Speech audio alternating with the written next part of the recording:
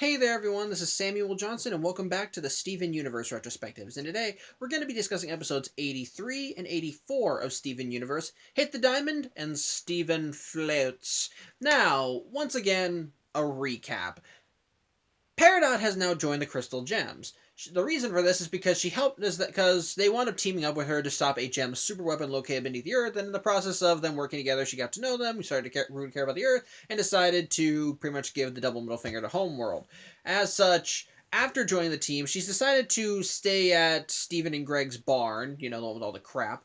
But she ends up getting a roommate in the form of Lapis Lazuli, who the gems managed to finally save from the whole Malachite fusion. And while at first Lapis doesn't want to be roommates with Peridot for justifiable reasons, eventually she decides to give Peridot a chance based on Steven's recommendations. And on top of that, while Peridot does admit to Lapis that she is a traitor, a statement that gets backed up very quickly as a small gem homeworld ship begins zeroing in on Peridot. The ship is called Roaming Eye and is supposedly seeking out a specific type of gem, but Lapis manages to dispatch it using a giant body of water, causing the ship to crash into the ground. Because of the ship coming to Earth, the rest of the crystal gems arrive on the scene and want to know what's going on. But ultimately, it was revealed who was piloting the ship when the ship opens up, and we see a ruby pop out, one whose gem is in its eye, or more specifically, is its eye. Which is where Hit the Diamond picks up, as it turns out that Ruby was not the only one piloting the ship, as within it, there are 4 other Rubies, each of them with very different demeanors. None of them really match the Ruby we know, and in some cases, they do somewhat fit the archetype of the Rubies we saw from Garnet's story in The Answer, but all of them are very different. Case in point, the one with the gem in her eye, the one with the gem for an eye, is very gruff and doesn't really speak unless she really needs to. There's one that's all joyous and chipper and nice and friendly. There's one who's clearly supposed to be the newbie and has no idea what the hell is going on. There's one who's just ready for battle and to fight everyone, and then there's the leader who has sunglasses and wears suspenders. As such, the gems seeing the rubies end up running back into the barn. And they do immediately believe, or at least Peridot does, that they're there for Peridot, because Peridot is the one that told Yellow Diamond that she was a clod to her face. Again, the gems are kind of dubious of this because, well, Peridot calls everybody a clod, but Peridot is still freaking out and thinks that they're there to kill her or bring her back to Homeworld, then kill her. As such, she wants to hide, but the gems do tell her that she's with them now. She calls her at home, so they're going to do their best to protect her. And as such, Garnet claims that she has a plan to get rid of the rubies, or more specifically, Ruby and Sapphire do, as she unfuses back into the pair, and after some nice little introductions and some nice little hugs, they put their plan to action. And put simply, it's for our Ruby to infiltrate the team of rubies and try to pretty much get them off the scent, which goes horribly wrong, which unfortunately, because this is where we learn one very important fact about rubies. They're stupid. Yeah, as our Ruby goes in to join the rest of them, at first they begin to question why that there's more of them, but the leader Ruby, really, when they're asked, hey, I think there's more of us than usual, they say, well, there's supposed to be 5 of us, so the leader Ruby just counts out her team and she counts 5, and she forgets to count herself, so she just thinks, oh, that's 5, that's fine. So yeah, they're kind of stupid, and the thing is, that's not just restricted to the enemy. As our Ruby stupidly directs them to the bar. As once they say, "Well, we got to go search for the gem readings we got," they say, "Well, wherever they are, we shouldn't check that bar." And they may say, "Oh, I didn't see that over there. Thanks for pointing that out." So, yeah, it's kind of doing badly. As such, our Ruby volunteers to go inspect the barn, but pretty much everyone floundering what to do, Steven suggests that why doesn't Ruby just go back out there and say she just found some humans? And while initially hesitant, Steven offers to go with her and pretty much back up her claim. And so she comes back with Steven, just claims there's nothing in there but humans, but the Rubies want to double check because apparently a similar incident happened before where they failed a spot check and it came back to bite them in the ass. So they want to go check the bar immediately. As such, Ruby and Steven begin kind of wondering what to do, how can they stop them? And so Steven suggests, because he's holding a baseball bat, which was given to him by Amethyst, who wanted him to use it as a potential weapon, he suggests that if they want to go in the barn, they need to play some baseball. That if the Rubies win, they can go expect the barn to their heart's content, but if they lose the game, then they have to leave Earth forever. And the Rubies stupidly agree to this as they think that this is the only way that they can get into the barn. As such, Steven tells the plan to the gems, and while all of them are somewhat dubious of it, they do decide to go along with it because they are still trying to protect Peridot, which I love this too. So Lapis ends up joining with the team, but from the outset, she makes it clear that she has absolutely no confidence in the plan. She thinks the whole thing is stupid from the get-go. She makes it no secret that she thinks it's stupid, but because Steven asks her to participate, she does anyway. And so throughout the whole episode, you just see her looking completely and utterly disinterested with everything. Although, one other little thing I find funny is that as she continues participating, she does show a little bit more enthusiasm, which you can tell based on her actions and how she goes through the game. But yeah, she really does not give two shits about any of this. She thinks that the plan is stupid from the start, but is only going along with it because Steven suggested it. So, yep, it's Steven and the Crystal Gems plus Lapis and minus Peridot against a team of rubies. And what I love is that they all use aliases, and the rubies, because they're stupid, do not question how this gaggle of humans all have different skin hues and so forth, because, like I said, they're idiots. But pretty much, Steven explains how to play the ball game, and at first things are going well. Everybody's doing their thing. Some people, Ruby intentionally flubs her pitches to try and sabotage the Ruby team, but then therein lies the flaw in the plan. Ruby and Sapphire, because it turns out when they're separated from each other and they're not fighting, they're very lovey-dovey. And so every single time they're near each other, they're flirting. And sadly, it does begin having an effect on the game, as Ruby, in an attempt to try and impress her sweetheart, starts playing really well, which gets Sapphire cheering for her, and Sapphire gets so distracted with spending time with Ruby that she can't concentrate on the game, and so she ends up losing some points for the team. As such, it's pretty much just kind of even out between both teams, as both teams begin scoring up points, but then it eventually just comes down to one last inning. The human team can't afford to get one more out, or else they'll lose the game. So they have to get a home run for the final run, and ultimately the one up to pitch is Sapphire. So Steven tries giving Ruby and Sapphire pep talks, saying that Ruby's got to stop being adorable and Sapphire's got to keep her eye on the ball. Pun not intended, I hope. And so, pretty much, as such, while Sapphire does miss the first two balls, Ruby does manage to give her a pep talk saying that she has to focus on the game. And while Sapphire says, "Look, I just want to keep my eye on you," Ruby tells her, "You can look at me when you get a home run, and you run back when you get a home run." And so while the leads Ruby almost throws a baseball that's coated in flames, Sapphire does manage to use her ice powers to freeze over the bat and knock it aside, which, funny thing, I do love how the rubies don't even question that these gaggle of humans also have extra abilities, like, because during one thing, Amethyst roll into her ball form, though I guess for Sapphire you can make the argument that it was such a split-second thing that maybe they didn't see it. Or maybe the ice melted so quickly or shattered so quickly that they barely noticed it. But put simply, it gets them a home run. Sapphire runs around happily. Ruby sees her, holds out her arms saying, "Come to me." Sapphire jumps in her arms. They're both laughing happily as they're both enjoying the fruits of their labor. And then in the midst of their celebrating, they accidentally fuse back together into Garnet, which blows the Crystal Gem's cover. And yeah, while the rubies may be stupid, they recognize a gem ability when they see one, and so they realize that they've been had. As such, the rubies decide to do a bit of fusion of their own, as they end up fusing together into a very large ruby with the intent of fighting the crystal gems. But before either side can launch an attack, Peridot finally runs out of the barn, and tells the rubies, "Look, I don't want my friends fighting my own battles. Here, I'm the one you want. Come for me." And so the giant ruby does ask Peridot if she was the one that was assigned to the failed Earth mission, and which I pointed out, where Peridot points out, and I agree, that it wasn't really a failed mission, because Peridot did do what she was supposed to. But pretty much, it turns out they're not actually here for her. Yeah, it turns out the homeworld doesn't give two shits about Peridot. The only reason they were looking for Peridot was because they were actually looking for the leader of this excursion, which it turns out was Jasper.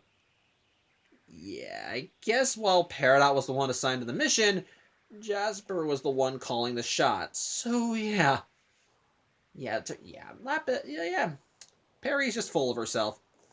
Bottom line is, they want to know where Jasper is, and sadly, the Crystal Gems have absolutely no idea, which actually is so funny to see where Peridot looks at Pearl and says, "Oh, yeah, we know where Jasper is," and Pearl just like, Just like, that's just, I don't know. I love little things like that. But Steven manages to kind of resolve things as he tells the Rubies that Jasper is on Neptune, and while the Rubies are a bit dubious, they believe it hook, line, and sinker, all unfused, to bid their farewells, get back into the roaming eye, and fly off into space to maybe, no, actually they will come back. But yeah, they're gone, so it's counted as a win, and the episode ends with the Gems commenting that Rubies are dumb.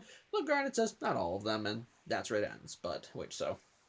Yeah, that's how one episode ends. What about Steven Floats? Well, this is one of those few times... Well, we're finally back into episodes that have absolutely nothing to do with each other, because Steven Floats... Well, aside from the Crystal Gems finally coming home, really has nothing to do with this previous episode plot-wise, as it involves the Gems finally teleporting back to the temple, and Steven is just so excited to be home, very happy, but he can't really revel in it for very long, as when he goes to get a bite to eat, it turns out there's something spoiled and rotten in the fridge, which we don't see, but apparently it was a cake. As such, Steven decides that he's going to try and celebrate being back in Beach City and enjoying himself, and so he runs to the Big Donut to get some new donuts, and it turns out the store is closed. So as such, Steven manages to catch Sadie on the way out, and while they do exchange some greetings, along with Sadie commenting how she hasn't seen Steven for a while, Steven does say he's just starving, he needs food, except he's not hungry enough for a meal, and whatever, so he doesn't want pizza, he wants his donuts. So Sadie says, well, tell you what, if you manage to come by right when we open tomorrow, you can actually get some donuts fresh, so you guys... Apparently, the incident that occurred at some point in the past, which resulted in someone being flash fried at the Big Donuts, apparently that's been thrown out of court, so now the Big Donut makes their own donuts fresh in store again. Okay, yeah, I'd like to know how that happened. Like, we never learned what the incident is, but apparently it was something horrible, so how did it get thrown out? I don't know, but bottom line is they're allowed to make donuts fresh in store again. If Steven comes by when the store opens, he'll be able to get a fresh donut for once. As such, Steven resolves to to be the first in line, and so excitedly, as he runs home, he sets his alarm for 6:55, as the Big Donut's supposed to open at 7 the next day. And so he gets up, and so as he is celebrating it, he starts saying, "Oh, I'm great." It's like, "Oh, it's great to be, oh, Beach City, I missed you, and it's great to be back." And so he happily jumps into the air. And he jumps a bit higher than normal. Yep, he has developed a brand new power. This is an ability that allows Steven to, as he learns later, control his ascent. So he can pretty much be as light as a feather or heavy as a stone. And in this case, with this extra power, it allows Steven to, as the title of the episode pretty much says, it allows him to float. As like any kid who's now discovered a power like this, he just begins playing around with it, as he begins jumping all around, jumping off the temple, jumping off his home, and eventually jumping so high that he actually gets past the lighthouse and right into the sky, right by a plane. As such, Steven is at first marveling in all this as he looks down to Beach City, sees the town beach, how it looks so small, but as he tries getting back down, he finds that his descent is still very much slow. At which point Steven realizes, okay, I'm kind of stuck here. He really doesn't know what to do, but thankfully Amethyst, who went to go get Steven to try and get some rancid cake, he does come outside, and Steven managed to get her attention by throwing his sandals at her. And while Amethyst at first does write it off as thinking that Steven could always fly, once she realizes, oh wait, no, that's Lapis, she does ask questions, and Steven does tell her to just get Garnet. As such, Garnet, well, she steals a phone. And I love how she does it. She just looks at Steven, ponders, and then you see her jump off screen, and you hear sounds of crashing, a car alarm. When she comes back, she says she just found a phone. They ask her from where, and she's like, doesn't matter. It turns out it's Kofi's phone. Oh, that guy has enough reasons to get his restraining order on them. The point is they tell Steven about how Rose had the ability to control her descent, and very much they want Steven to try and find a way to control it, but sadly he still doesn't know how. So he just kind of asks if the crystal gems will just keep him company until he gets down to the ground again. And so we get a little montage as we see Steven and the gems just kind of participating in leisure activities to help Steven keep his mind off his slow descent.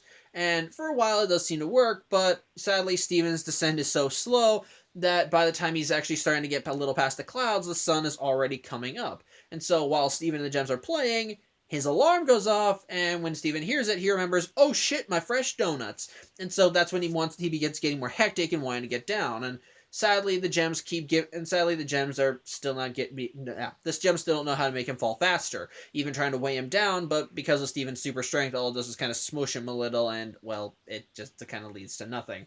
As a result, when Steven finally admits defeat, as the last item they want to load on him is his clock, which says 7:14, so the big donuts. So yeah, Steven thinks he missed his opportunity, and so he drops. And so the gems, after he kind of laments this, the gems leave. He drops all the stuff, and Steven begins pondering just how bad things are. That everybody else will get donuts, and they'll save one special for him, but he won't be there. They'll give it to a dog, and then he'll die.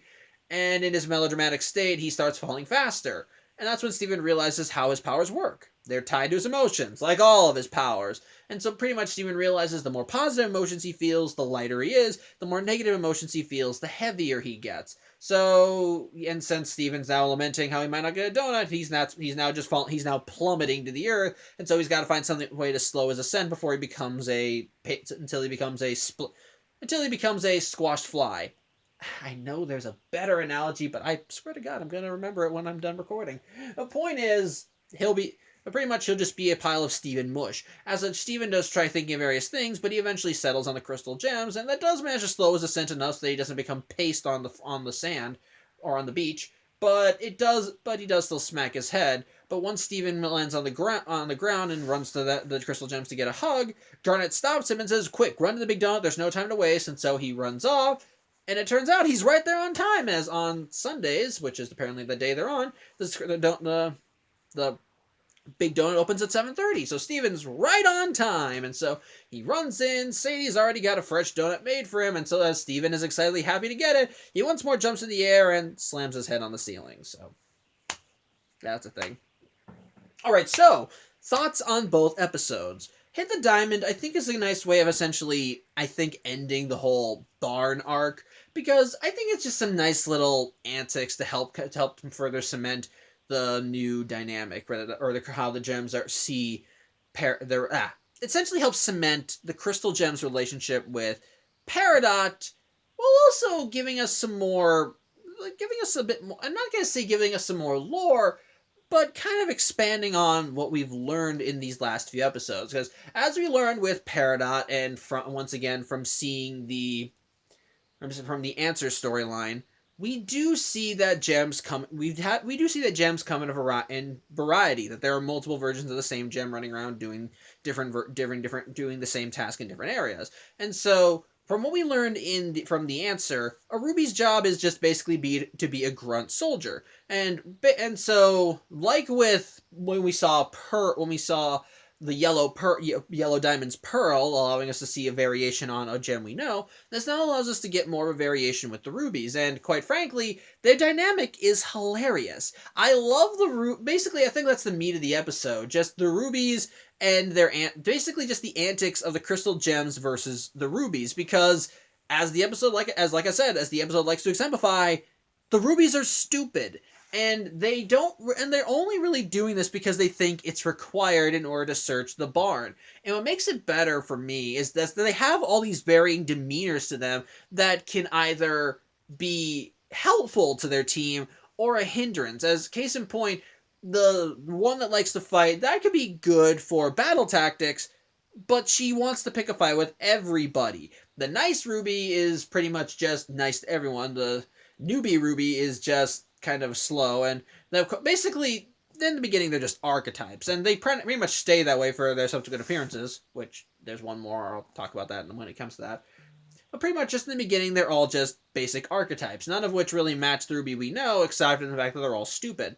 But pretty much the real meat and potatoes of the episode, and what makes it entertaining for me, are just the antics that everybody gets into. Because honestly, it's pretty funny antics. Seeing the crystal gems masquerading as humans very poorly in order to keep the rubies out of the barn. And what I love and my favorite one is, of course, Lapis, as she just half-heartedly takes part in everything. Like, she puts no effort into her outfit. She's just wearing the most basic baseball uniform. And while each of the crystal gems have their own aliases that are kind of essentially plays on their original names. Like Pearl's name is Earl, Sapphire's name is Sophie. Lapis just goes with the name Bob because when Steven says no, because Steven said no prob Bob, which I guess in a nice way shows that she's still taking inspiration from Steven. But so I'll give you that. But again, I love her lack of enthusiasm for anything. And like I said, her actions do show her getting into the game more as it goes along, but she just has the same deadpan expression throughout the whole episode. And even at one, and she's still basically sarcastic and dry and has the dry humor. As one of my favorite parts in the episode is when Ruby and Sapphire start flirting with each other. When the other gems are, when Steven's asking what the hell's going on, she's the one that pops in and says they're flirting. It's like, yeah, she's not beating around the bush. They're flirting. It's funny.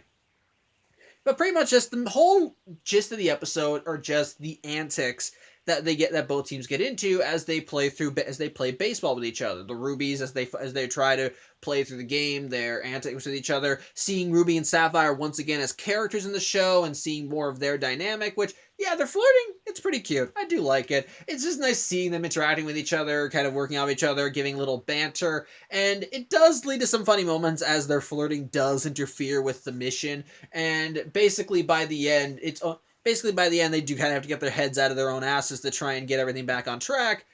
But sadly, the motivation they used to get out of their own to get to do that was to essentially coerce one person into doing something to impress the other, and when that becomes successful, they celebrate so hard that they end up fusing back into Garnet. So yeah, what I love is that actually that's another thing I find amusing.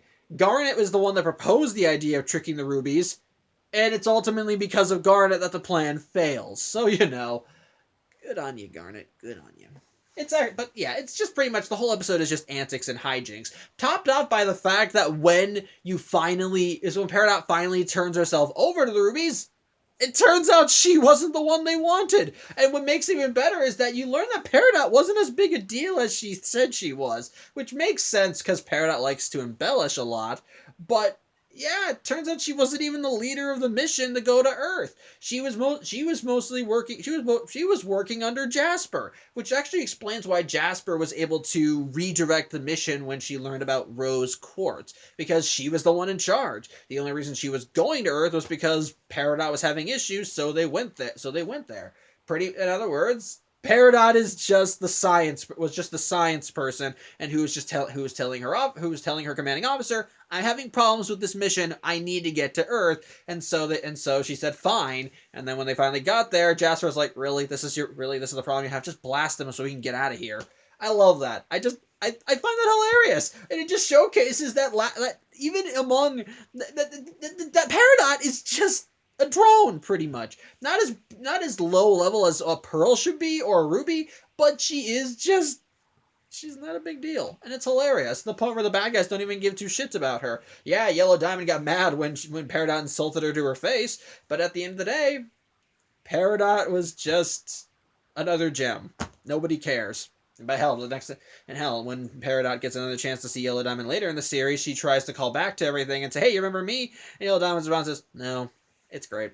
It's just great. So it's pretty much just good antics. Nothing's really expanded on. No major plot developments no major plot developments occur. No major character growth occurs. It's just pretty much some good-natured hijinks, and I think adding a nice little breather episode to pretty much everything that happened before. So in other words, it's kind of like continuing the filler that we've gotten so far.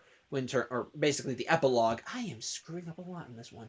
It's pretty much just continuing the epilogue that we've been getting so far, and it's nice. It's nice. It kind of puts our bow on everything as we get a nice little breather episode. See some nice antics, some good humor, some fun character interactions. Overall, it's just kind of fun. And by the end, when Steven tricks the Rubies into going to Neptune, it's just essentially all's well that ends well. So overall, yeah, Hit the Diamond's just a fun, goofy little episode that's, I think, meant to help be a breather after all the heavy shit that happened before. So, good on you. But in that same manner, Stephen Floats is pretty much a back to basics episode, as we are now done with the major serious plot developments. We gotten the major story arc out of the way. The cluster has been dealt with. Peridot's been captured. Malachite has been unfused. Lapis is safe. So now the crystal gems can do their regular shtick, and their regular shtick is basically getting into trouble, with Steven getting into trouble and them trying to figure out what to do. And in this case, it's Steven discovering a new power. Sorry, dry throat. And pretty much dealing with the consequences of not fully understanding it. In this case, him developing the floating power, and well, pretty much throughout the whole episode trying to learn how to control it, lest he not get the fresh donuts. Pretty much the whole. But from a plot development standpoint, I do like seeing more of Steven developing his powers, because again, it showcases that he's learning and continuing to grow. So him developing the floating powers, I think is nice, because it helps showcase more of Steven's growth, and the fact that he's developed his power at all and is learning to utilize it, I think is nice. And him having problems in the beginning is standard when it comes to developing powers in fiction, as it's a new power. It's a new part of your body that you don't know how to fully utilize, and so it takes time to figure out what works about it and what doesn't, and how he best utilize it. And case in point, the whole thing of the episode is Steven learning how to get up, but getting down is the hard part, and it takes him ultimately realizing that he's not going to or having a slight existential crisis to learn, oh shit, yeah, I gotta float to. If I want to get down, I've got to I gotta think something negative. So I do like that, but the whole episode really does feel like filler. It's just basically another back to basics episode that pretty much is just there to help reestablish the gems back in Beach City, to pretty much just get everything back up to speed. And as back to basics episodes go, it's fine. It's nice to see just Steven kind of just developing this new power, getting used to it, and pretty much just the gems trying to figure out how to make it work, while also trying to keep Steven entertained and from going nuts. And keep Steven entertained and dying from boredom, as well as actually dying once he eventually starts plummeting. It's just kind of some nice little antics to help kind of get you back into the groove of things, to help you get back used to the regular shtick of Beach City, to it's just pretty much a back to basics episode. Like I said, nothing really too big about it, nothing really too grand. It's just Steven discovers a new power, learns how to control it, and by the end, he slams his head against the ceiling of the Big Donut because he still doesn't know how to fully utilize it. So, overall, both episodes I think are good.